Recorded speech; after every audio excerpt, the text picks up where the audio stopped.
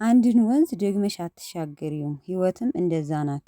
አዳዲስ ነገሮች አሉ።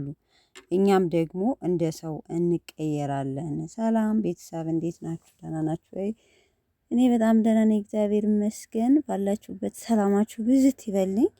ጨረቃዋ ስቶሪ ላይ አንድ ጥቅስ አስቀምጣ ይዤላችሁ መጥቻለሁ ማለት ነው። ያው እንግዲህ እየተፈጠረ ያለው ነገር ያው ሁላችንም እያሳሰበን ያለ ነገር ነው። ሶ ግን ያው ብሩኬና ሀይሚ መቼም ይለያያሉ ብለን አንገምትም። ተመልካቾች ይለያያላችሁ ብላችሁ ትገምታላችሁ? እኔ አልገምትም ለራሴ።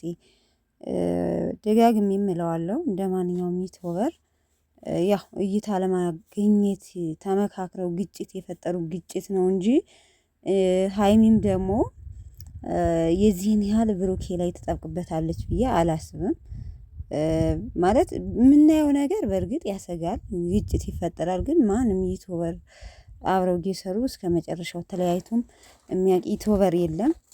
እንደማንኛውም ዩቲዩበሮች በመሃል ድራማ እየተሰራ ስራ ይቀጥላል ማለት ነው። እና ብሩኬና ሀይሚ ያው ሰሞኑን ተጋጣልተው ተጋይተው ሁላችንም ተመልካች እያሳሰበው ነው ያለው። ሶሲንም ቲክቶክ ላይ እየዘቀዘቃችሁ ነው ያላችሁ። እና እኔ እንደራሴ አስተያየት ይለያያሉ ብዬ አልገምትም። አይሆንም፣ አይታሰብም።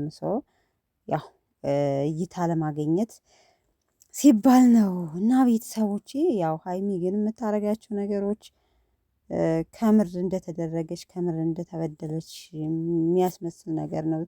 ብዙ ጊዜ ስቶሪያ ላይ የምታደርጋቸው ኢንስታግራም፣ ቲክቶክ ላይ የምታደርጋቸው ነገሮች እውነተኛ ማለት ላይፏ ላይ ትክክል የሚሄድ ነው የሚመስለው። በሙዚቃም ስትመጣ እንዲሁም ደግሞ ጥቅሶች ስታረግ ውስጥን ነው የሚነኩት በነገራችን ላይ። እና ለማንኛውም ሀይሚዬ ያው ግድ ነው አንድ ነገር ካልተመቻችሁ ቀይራችሁ ማየት የራሳችሁ መብት ነው። ስለዚህ ሀይሚ እንግዲህ እያለች ያለችው ሁሉም ሰው ይቀያየራል፣ ባለበት አይሆንም፣ አንተም ትቀየራለህ፣ አንቺም ትቀየሪያለሽ ነው እያለች ያለችው።